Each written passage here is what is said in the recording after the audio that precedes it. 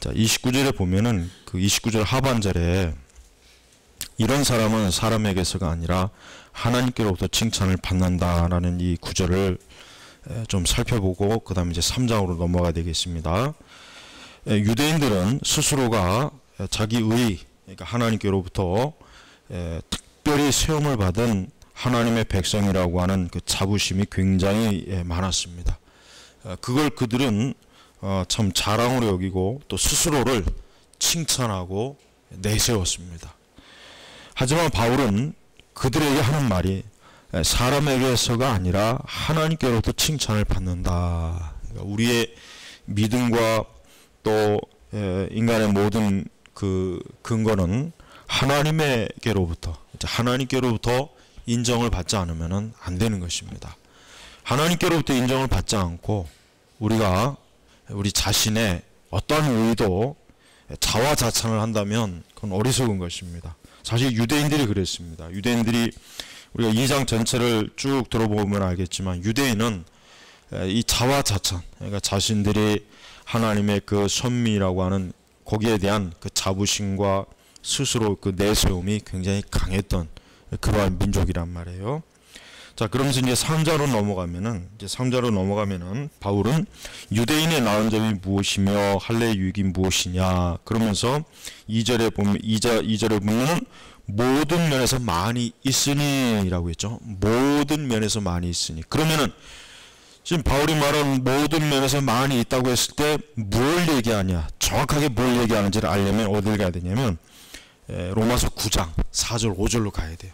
로마서 9장 4절 5절을 한번 보겠습니다. 지금 바울이 말한 유대인의 나은 점이 많다고 했단 말이에요. 그럼 그 많은 게 뭔지 한번 잠깐 우리가 뭐 나중에 9장에서 더 자세하게 다루겠지만 한번 여기서 짚고 넘어가야 됩니다. 4절 5절에 보면 같이 읽어보겠습니다. 그들은 이스라엘 사람이다. 그들에게는 양자됨과 영광과 언약들과 율법을 세우심과 예배와 약속들이 있고 조상도 그들의 것이며 육체로 하면 그리스도도 그들에게서 나셨으니 그분은 만물 위에 계셔서 영원토록 찬양을 받으실 하나님이시다. 아멘. 보세요. 바울이 지금 말한 그래 우리가 이 유대인의 나은 점이 무엇이냐 했을 때 많이 있다고 했는데 바로 지금 이 4절 5절이 지금 그거를 얘기하는 거예요. 그러니까 유대인들은 양자, 영광, 언약, 율법, 세우심, 예배, 약속, 그 다음에 가장 중요한 게 뭐겠습니까? 육체로 하면 그리스도도 그들에게서 나셨으니 라고 했단 말이에요. 그러니까 예수님도 인종으로 민족적 혈통으로 따지면 누구입니까? 유대인이란 말이에요. 유대인이라고요. 그러니까 사실은 유대인에 대한 이 참 그 자부심이라고 하는 것은 굉장히 큰 거예요. 다른 거 어떤 것보다도 메시아가 유대인의 혈통에서 난다는 것은 정말 이것은 뭐 정말 누구나다. 사실 우리가 신약 시대에 살지만 유대인들의 혈통으로 예수님이 나셨다고 하는 그 한 가지만 봐도 참 유대인들이 정말 하나님께로부터 굉장히 많은 특권을 받은 거예요. 굉장히 큰 특권을 받은 거예요. 그래서 바울은 지금 그런 걸 다 얘기한 거예요. 이제 얘기한 거예요. 이제 9절로 이제 9장에 가서 이제 더 자세하게 다루겠습니다. 그런데 바울이 첫 번째 꼽는 거는 뭡니까? 첫째는 그들이 하나님의 말씀을 맡았다는 것이다. 예, 보세요. 바울이 유대인의 나은 점이 무엇이냐, 그래 할례 받은 유익이 무엇이냐 라고 했을 때 아까 우리가 9장 4절 5절에 많은 거 있죠. 근데 바울은 뭘 첫 번째로 꼽냐면 제일 첫 번째는 뭐냐면 그들이 하나님의 말씀을 맡았다는 것이다. 이게 뭘 얘기하는 겁니까? 율법, 구약 성경을 말하는 거예요. 다른 민족, 여러분 뛰어난 민족이 어떤 민족입니까? 그리스 민족, 헬라 민족이 뛰어나잖아요. 헬라 민족이 그 철학적 분석력이 얼마나 뛰어납니까? 그것도 헬라 문화가 얼마나 위대합니까? 지금도 이 헬라 문화는 얼마나 깊이 우리 이 세상에 뿌리내렸는지 말도 못해요. 여러분이 이제 뭐 미국이나 유럽이나 이런데 가다 보면 길거리 이름도 헬라 신의 이름을 딴 길거리들이 지금도 부지기 있습니다. 그러니까 서양 문화를 알려면 두 가지 알아야 돼요. 헬라 문화 알아야 돼요. 그러니까 두 번째는 유대 기독교 문화 알아야 돼요. 이 두 가지 문화를 모르면은 서양 문화를 이해를 못하는 것입니다. 그 중에 한 축이 그리스 헬라 문화란 말이에요. 그러니까 그 도시나 미술이나 예술이나 학문이나 철학이나 이런 모든 부분에 있어서 이 헬라의 영향은 엄청나게 커요. 굉장히 크단 말이에요. 세계 공용어인 영어의 60%의 그 어원이 어디서 옵니까? 헬라어에서 온단 말이에요. 헬라어에서 온다고, 헬라어. 그러니까 헬라의 문화라고 하는 건 굉장히 커요. 그러면 이 유대인들은 그 자랑이 또 뭡니까? 유대인들에게 있어서는 많은 자랑이 있지만은 바울이 꼽기에는 하나님의 말씀을 맡은 것이 최고의 특권이다 이거. 그리스 민족에게도 주시지 않았고, 애굽 민족에게도 주시지 않았고, 바벨론 민족에게도 주시지 않았고, 또 중국 민족에게도 주시지 않았고, 이 세상에 보면은 아주 뛰어난 민족이 있잖아요. 몇몇 민족. 근데 그들에게 주신 것이 아니에요. 오직 뭐예요? 유대인에게만 주신 겁니다. 그렇다고 유대인이 숫자가 많습니까? 굉장히 적죠. 또 그리고 사실 약한 민족이잖아요. 근데 그들에게 뭘 줬습니까? 하나님의 말씀을 줬다는 거예요. 말씀. 우리 그리스도인들은 이 하나님의 말씀이 얼마나 중요하다는 것을 우리 성도들은 정말 잘 인식을 해야 됩니다. 하나님의 말씀이 얼마나 중대한지를 인식하지 못하면은 사실은 자신의 신앙에 대해서도 사실은 얼마나 그 신앙이 중요한지도 사실은 알 수가 없을 거예요. 우선 유대인들은 하나님께로 받은 이 율법, 이 말씀을 통해서 저들이 무엇을 깨닫습니까? 그 말씀을 통해서 하나님 앞에 하나님의 거룩하심, 또 하나님을 아는 지식, 또 죄가 무엇인지, 또 의가 무엇인지, 이 모든 것들을 무엇을 통해서 합니까? 하나님의 말씀을 통해서 한다면, 율법을 통해서 한단 말이에요. 그렇기 때문에 비록 유대인들은 다른 민족에 비해서 여러 가지로 많은 것이 부족하지만, 그러나 한 가지, 유대인은 하나님을 아는 지식이 있었다고 하는 것. 바로 이게 말씀의 최고의 유익이에요. 그래서 바울이 다른 걸 다 제쳐두고 말씀, 첫째는 하나님의 말씀을 받았다는 것이다. 왜? 하나님의 말씀을 받았다는 것은 하나님을 아는 지식을 배웠다, 얻었다고 하는 뜻이란 말이에요. 하나님께서 하나님을 아는 지식을 다른 민족에게 주시지 않았어요. 애굽 민족에도 주시지 않았고, 또 아까 제가 말한 헬라 민족에게도 주지 않았어요. 예, 그래서 여러분 헬라의 그 유명한 소크라테스나 또 아리스토텔레스나 플라톤이나 그 여러 헬라 철학자들이 많잖아요. 이들의 철학이 굉장히 차원이 높고 깊어요.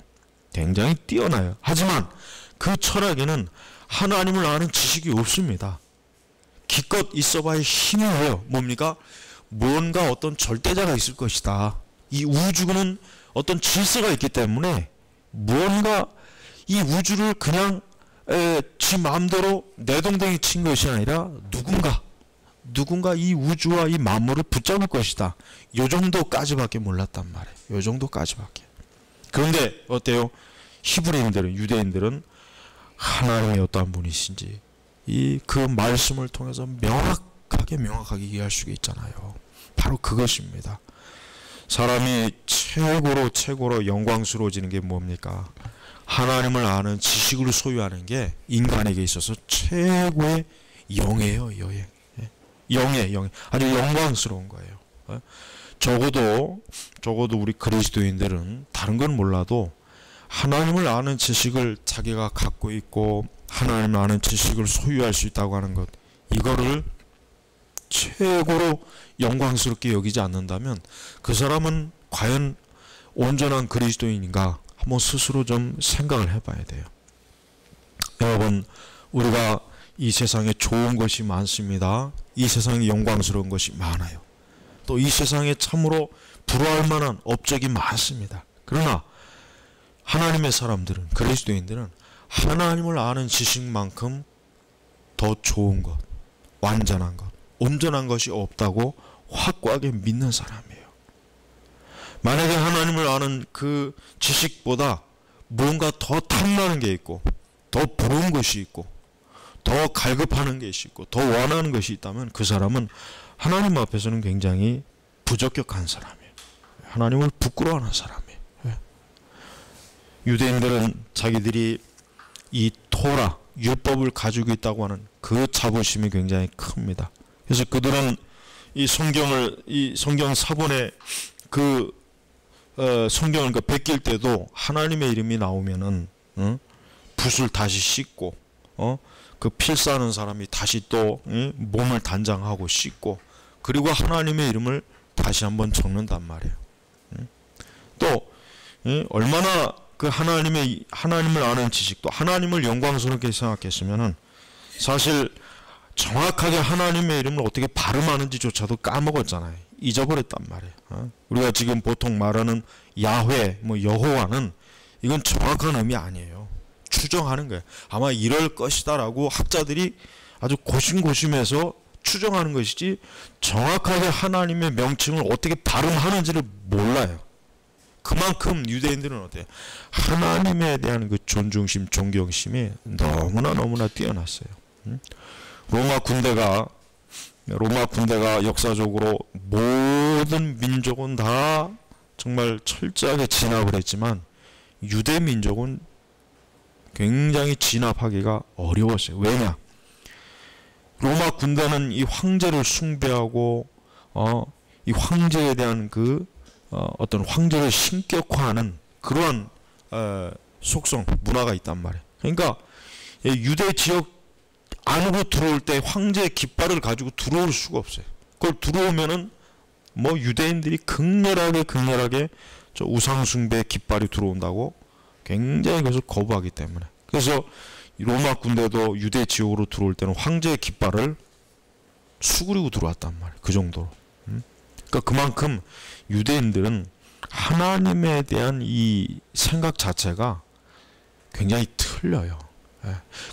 사실 우리 그리스도인들이 하나님을 생각하는 것과 정통 유대인들이 하나님을 생각하는 그 차원은 굉장히 틀립니다. 물론 정통파 유대인들이야 이 메시아를, 예수님을 믿지 않죠. 그러나 다만 그들은 하나님에 대한 그 존중심, 하나님이 어떠한 분이시라고, 하나님이 너무나 지극히 크시고 높으시고 감히 우리가 그분을 쳐다볼 수도 없는 그 영광스러운, 말로 다 할 수 없는 지극한 그 영광에 대해서 그들은 아주 엄청난 두려움과 경외심을 갖는단 말이에요. 근데 우리 그리스도인들은 어때요? 하나님에 대한 이름을 얼마나 꼭 키우는 강아지 이름 부듯하잖아요.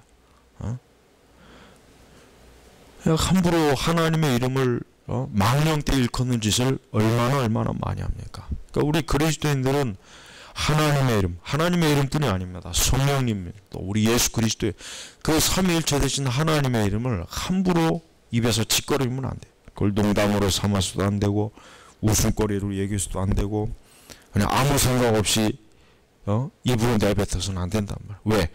하나님을 존중하는 사람이라면은 하나님의 이름을 존중한단 말이에요. 그 마음이 있단 말이에요. 하나님을 존중하는 마음이 없으니까 그 하나님의 이름을 그냥 함부로 그냥 가볍게 아무 생각 없이 마구마구 부르는 거예요. 그러니까 저는 교회에서 이 주의 삼차하는 게 제일 꼴보기 싫습니다. 아주 이것만큼 안 했으면 좋겠어요. 주여 하는 거. 왜 교회에서 도대체 어떤 미친놈이 그걸 끌어들어왔는지 난 지금도 모르겠어 아주. 도대체 어떤 놈이 이 교회 안에서 주여 삼창을 제일 먼저 했는지 모르겠어. 틀림없이 순복음에서 먼저 했을 거야. 누군지 모르지만. 왜 교회에서 하나님의 이름을 그렇게 함부로 주여 하면서 기도를 왜 하냔 말이에요. 세상 사람들이 그런 걸 보면은 하나님의 이름을 하나님의 이름 굉장히 대단하다기보다는 광신자로 보여요. 광신자. 하나님의 이름이 굉장히 천박하게. 여러분, 하나님의 이름을 천박하게 하는 그런 짓을 우리 성도들이 하면 안 돼요. 그것이 아무리 우리가 하기 좋고 재미있고 아무리 그게 뭐 대단하다고 해도 하나님의 이름을 천박하게 여기는 그런 짓은 교회는 절대로 해서는 안 됩니다. 그러니까 교회가, 제가 저번에도 글 올렸지만 교회 안에서 장사하는 거 안 돼요. 응? 특별히 뭐 선교 후원을 위한 뭐 바제를 한다. 그런 거는 정말 하나님의 이름을 멸시하는 거예요. 멸시하는 거예요. 왜 그런 짓을 왜 교회가 왜 합니까? 하나님에 대한 영광스러움과 존중심과 경외하는 이 마음을 우리 속에서 풍성하게 가질 때 거기에서 참된 믿음이, 그러니까 참된 하나님을 사랑하고 하나님을 경외하는 마음이 솟아오르는 것이에요. 그러니까 여러분, CCM 문제도 그렇습니다. 우리가 CCM도 그래요. 굉장히 하나님의 이름, 예수님의 이름을 가볍게 부르잖아요. 가볍게 부르고 또 가볍게 그걸 가지고 흥을 돋구고 박수를 치고 춤을 추고, 어떤 사람은 그래요. 이것이 하나님을 영광스럽게 하는 것이냐. 그러나 꼭 그렇게만 볼 수가 없습니다. 반대로 하나님의 이름을 얼마나 가볍게 여기면 저런 식으로 망령되이, 경고망도, 흔히 얘기하는 말로 지랄 방정을 떨면서 하나님의 이름을 부를까, 이런 생각도 들어요. 그러니까 우리 개혁교회는 CCM을 하면 안 돼요. 거룩한 찬송시와 리듬과 우물을 가지고 하나님을 찬송하는 게 하나님의 그 영광스러움에 합당한 것이에요. 합당한 거란 말이에요. 더 좋다는 얘기예요. 더 좋다는 얘기예요. 우리가 더 좋은 것으로 하나님을 섬길 수 있다면 그렇게 해야지, 왜 그보다 못한 것을 가지고 우리가 하나님을 섬겨야 되겠습니까? 그럴 필요가 없잖아요. 근데 그런 것을 인식을 하지 못하는 교회도 문제지만, 그런 것을 또 인식 못하는 개혁교회는 더 큰 문제입니다. 은사주의자들이나 순복음이나 다른 복음주의자들이야 그럴 수 있다고 치지만, 개혁교회가 어떻게 하나님의 이름을 가볍게 부르는 복음성가나 CCM을 할 수가 있겠느냐 이거예요. 그게 꼭 죄라고는 할 수 아니라고 쳐도 하나님의 이름을 가볍게 부르는 태도를 교인들이 배우면 안 되고, 그런 습성을 가져서는 안 되는 것입니다. 바울은 그 어떤 것보다도 첫째 그들이 하나님의 말씀을 맡았다는 것이다. 그렇습니다. 하나님은 유대인들에게 하나님의 말씀을 주었습니다. 그리고 그 말씀 가운데서 하나님께서 무슨 은혜를 주셨습니까? 구원의 소식을 주셨잖아요. 그 말씀이 그냥 단순히 하나의 경전에 불과한 거 아니잖아요. 바로 하나님을 아는 지식을 통해서 인간이 어때요?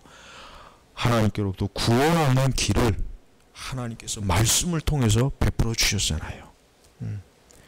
복음은 하나님의 말씀 안에 있는 것입니다. 인간의 생명의 말씀은 어디에 있습니까?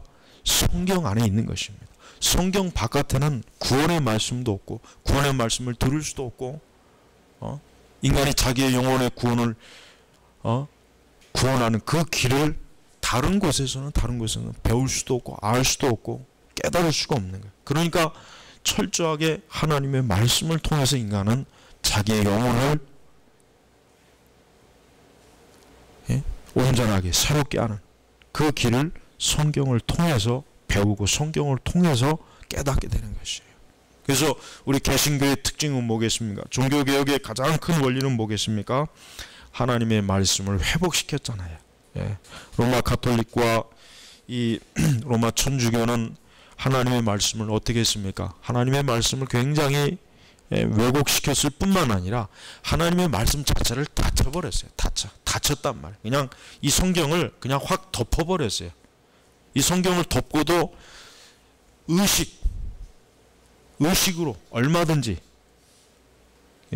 그 외적인 기독교의 형태를 유지할 수 있었던 종교가 천주교란 말이에요.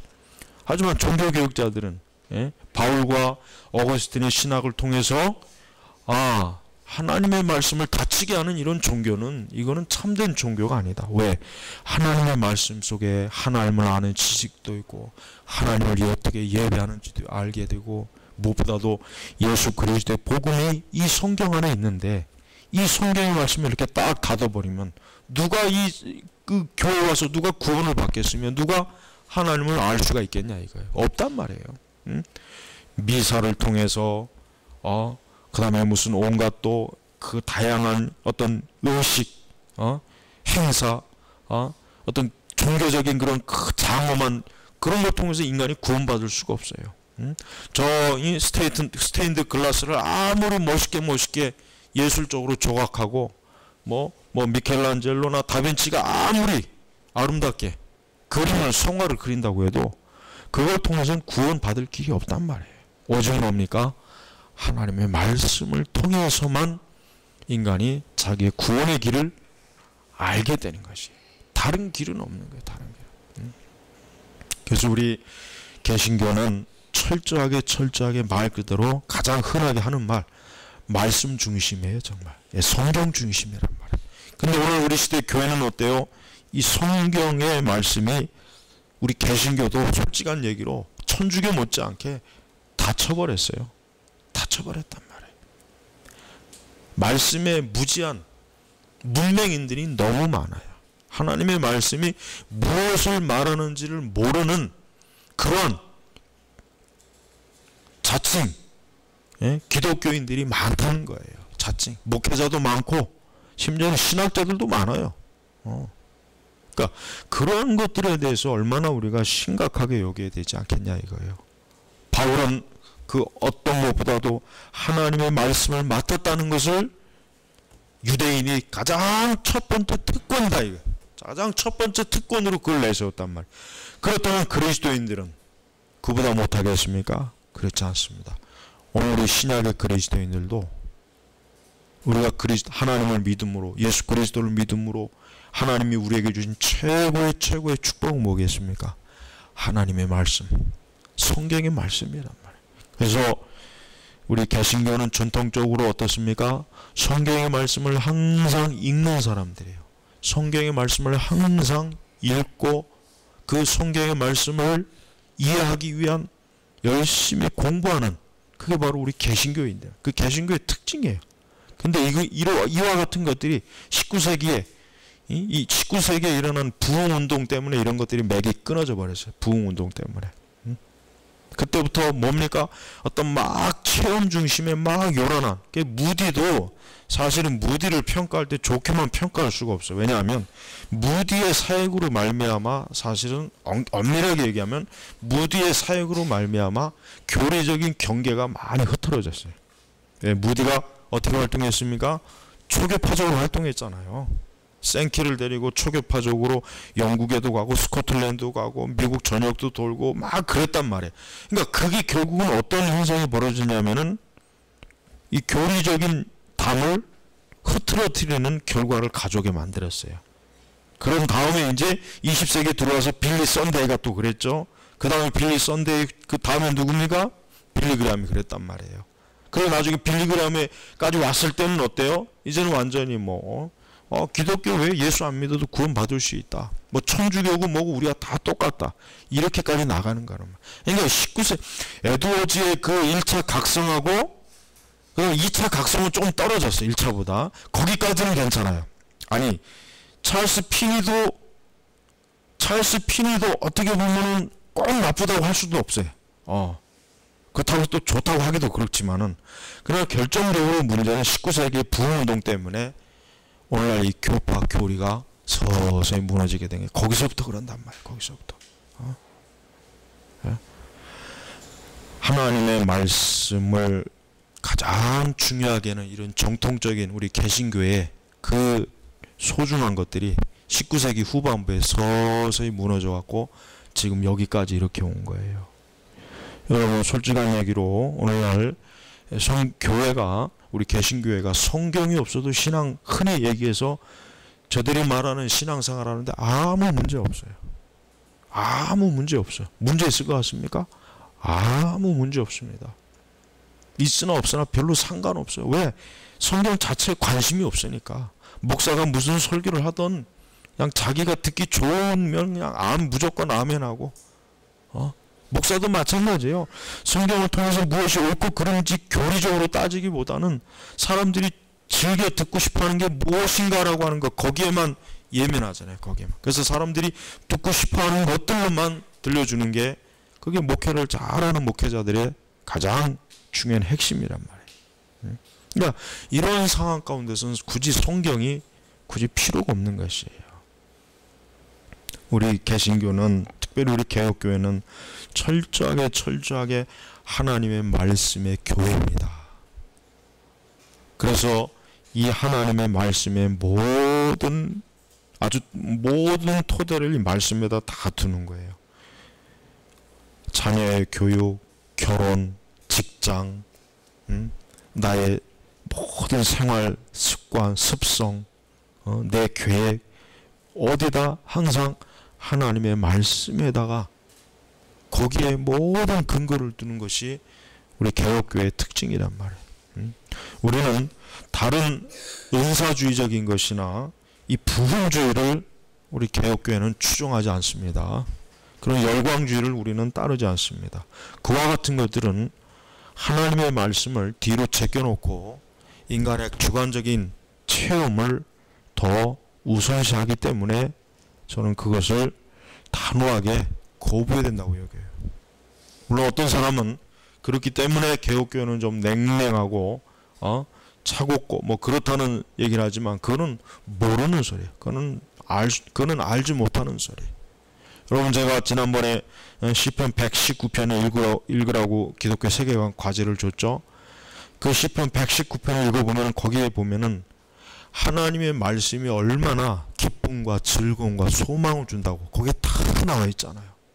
그런데 왜 하나님의 말씀을 중심으로 둔 교회가 왜 메마르고 차가웠고 냉랭하다, 왜 그런 얘기를 합니까? 그건 말이 안 되는 거란 말이에요. 우리 성도들은 우리의 삶의 실천적인 부분도 그래요. 여러분이 제발 어떠한 일이 있을 때 누군가에게 쫓아가지 말고 하나님의 말씀에 그 말씀을 파고들어야 돼요. 즉 뭐냐면 하나님의 말씀이 과연 무엇라고 하는가. 제일 먼저 이것이 떠올라야지. 그것보다는 누가 나에게 어떤 조언을 해줄 수 있지 않겠는가, 누가 나에게 어떤 도움을 주지 않겠는가, 이런 생각하는 사람은 하나님 말씀하고는 아직 전혀 관계가 없는 사람이래요. 항상 어디로 가야 돼요? 말씀으로 돌아가는 거예요. 항상 우리는 하나님의 말씀이 이것을 어떻게 말씀하시는가, 하나님의 말씀이 이것을 무엇이라고 하는가, 이게 우리 개혁교회의 특징이에요. 이 개혁교회 성도들은 바로 철저하게 이런 방식이 되어야 되는 것이에요. 그러니 하나님의 음성 듣기 같은 거는 그거는 말도 안 되는 거예요. 하나님의 음성을 들어서 그 음성대로 했더니 무엇이 이루어졌다 됐다, 이루어져도 문제예요. 그건 이루어져도 문제란 말이에요. 그런 식으로 이루어지면 계속해서 그 짓 할 거 아니에요. 자꾸 틀려야 이거 하나님의 음성이 뭐고 이거 다 가짜다, 이거 야 없다야, 이거 우리 이 짓 하지 말자 이래야 되는데, 어쩌다가 소 뒷걸음질하면서 쥐 잡는다는 그런 얘기가 있는 것처럼 어쩌다 한 10번 해서 한 5번 맞으면 이제 그거 가지고 줄기차게 그냥 하나님의 음성을 듣게 하는 거예요. 그러니까 하나님의 음성을 듣는다, 무슨 환상을 본다 하는 이런 것들은 절대적으로 금해야지. 이것들을 자꾸 조금이라도 허용하면은 어떻게 됩니까? 말씀에서 멀어져요. 마귀는 모든 걸 다 허용합니다. 단 한 가지 전제가 있어요. 성경 말씀을 떠나는 것만 하면. 성경의 말씀만 벗어난다면 사단은 다 허용합니다. 무엇인지 마귀는 하나도 간섭을 하지 않아요. 우리 교회가, 그리스도인들이 성경의 말씀만 소홀히 하고 무지하다면 마귀는 만사오케예요. 그만큼 사단은 우리 성도들이 하나님의 말씀에서 벗어나게 하는 일에 모든 집중을 다 하는 거예요. 우리로 하여금 시간을 여기저기 낭비하게 하는 것도 결국 뭐겠습니까? 말씀에 귀를 기울이지 못하게 하기 위함이겠죠. 우리로 하여금 주일과 하나님 앞에 예배 드리지 못하게 하는 그 모든 이 세상의 문화나 여러 지금 현재 돌아가는 사회 구조가 왜 그렇겠습니까? 성도들이 하나님의 말씀을 못 듣게 하기 위함이겠죠. 네, 바로 그것입니다. 그러니까 마귀는 에덴 동산에부터 계시록 끝까지 똑같아요. 동일해요. 하나님의 말씀을 빼앗는 것, 하나님의 말씀을 왜곡하는 것, 하나님의 말씀을 통해서 미혹하는 것, 이게 사단이 하는 일이에요. 신학도 마찬가지예요. 신학도 좋은 신학이 있고 나쁜 신학이 있고 별 볼 일 없는 신학이 있고 그저 신학이 있어요. 그래서 개혁신학은 가장 뛰어난 신학, 가장 완벽한 신학이에요. 그보다 좀 덜한 건 복음주의 신학이고, 그보다 좀 못한 건 신정통주의고, 그보다 못한 건 뭐예요? 자유주의 신학이란 말이에요. 칼빈주의 신학이 가장 체계적으로 완벽해요. 성경을 가장 완벽하게 분석해 놓은 거예요. 그러니까 우리가 이런 신학과 이런 신학을 가지고 있을 때 하나님의 말씀에 굳건하게 뿌리를 내릴 수가 있어요. 그렇지만 알미니안주의나 신비주의나 경건주의나 자유주의나 그 외로 온갖 잡다한 수도 없이 많은 그런 다양한 신학들은 우리를 성경에서 어떻게 해요? 멀어지게 하는 거예요. 말씀에서 멀어지게, 하나님의 말씀에서 자꾸 멀어지게 해서 허상을 쫓게 만들고, 공상을 쫓게 만들고, 망상을 쫓게 만들고, 잘못된 영적 현장과 체험을 쫓게 만드는 것이란 말이에요. 그렇기 때문에 단호하게 이와 같은 것들을 어때요? 단호하게 정리해야 돼요. 그런데 우리나라 신자들의 성향은 너무 깊이 이 감성주의적인 이 주관적 체험주의에 너무 깊이 빠져있기 때문에 개혁교회 성도들도 좀처럼 말씀, 진짜 말 그대로 말씀 중심의 신앙이 너무 자리가 안 잡히는 거예요. 그러니까 지금 현재 개혁교회들이라고 하는 여러 교회들 보면은 문제가 많아요. 여러 가지로 막 짬뽕을 시켜놓고 몇 가지 개혁주의 어떤 특성 요거 한다고 해가지고 개혁교회다 하는 그런 교회들이 많지 않습니까? 그래서 안 되는 거예요. 제가 자꾸 시편 찬송을 부르려고 하는 이유도 사실 저도 아직도 시편 찬송은 솔직히 적응이 아직은 덜 돼. 일반 이전에 부르던 찬송가가 훨씬 더 사실은 심령에 와 닿았지만, 그러나 시편 찬송가는 하나님의 말씀을 그 자체로 하나님을 찬송하는 거예요. 그러니까 하나님을 찬송하는, 진정으로 더 기쁘게 하나님을 찬송할 수 있다고 그렇게 여겨지는 거예요. 히브리인들이 그 시편을 읊조리는 걸 내가 예전에 학교 다닐 때 들어봤어요. 근데 히브리인들은 꼭 그 우리나라 그 옛날 그 창하는 것처럼 아무 무반주, 반주가 뭐가 있겠어. 그냥 시편을 웅얼웅얼 히브리 말로 이렇게 막 중얼중얼 하더라고. 근데 그걸 그 교수님이 들려주더라고. 히브리인들이 어떻게 이 시편을 읊느냐, 그걸 녹음한 걸 들려주더라고. 그러니까 그들은 그렇게 기도하면서 그렇게 찬양하는 거예요. 시편 말씀을 히브리로 여러 읽으면서 찬양하면서 그 자체가 기도가 되더라고요. 그게. 우리 개혁교회는 철저하게 하나님의 이 말씀에 더 지금보다도 깊이 뿔을 내지 않으면은 교회는 어떻게 됩니까? 희청거리고 지금과 같은 지금 이런 식의 기독교가 막 어떤 이런 온갖 잡다한 것들이 기독교 안팎에서 막 어른거리는 이러한 시대는 교회는 한순간에 그냥 어리석은 대로 접수가 되는 거예요. 잘못되는 거예요. 그래서 성도들도 마찬가지예요. 성도들 똑같아요. 이번에 하여튼 오스왈드 챔버스 문제가 좀 이번에 좀 크게 그 부분을 단호하게 정리했지만은 그는 어떤 것보다도 알미니안주의적이고 또 신비주의적이고 그러기 때문에 우리 개혁교회 성향에서는 안 받는 것입니다. 그래서 단호하게 그걸 정리한 것입니다. 거기에 더 이상 어떤 이유가 없어요. 우리가 몰랐을 때, 알지 못했을 때는 할 수 없어요. 그러나 자꾸 배우고 알면서 더욱더 어때요? 온전한 진리로 나아가는 것이에요. 더 나아가는 거란 말이에요. 정체되어 있으면 안 돼요. 더욱 하나님의 진리를 명확하게, 더욱 하나님의 교리를 명확하게 깨닫고 알면서 우리의 신앙을 어때요? 굳건하게 세우는 것. 이게 바로 신앙생활입니다. 그냥 우리가 단순히 내가 좋다, 기분이 좋다, 내 신앙에 유익하다, 내가 영적으로 풍부해진다, 풍성해진다 이런다고 해서 좋은 게 아니란 말이에요. 그러면서 다 그릇된 길로 가는 거예요. 그러면서 그릇된 길로 가는 것이지 누군 일부러 그릇된 길로 가는 사람이 누가 있겠습니까? 세상에 없단 말이에요. 교회도.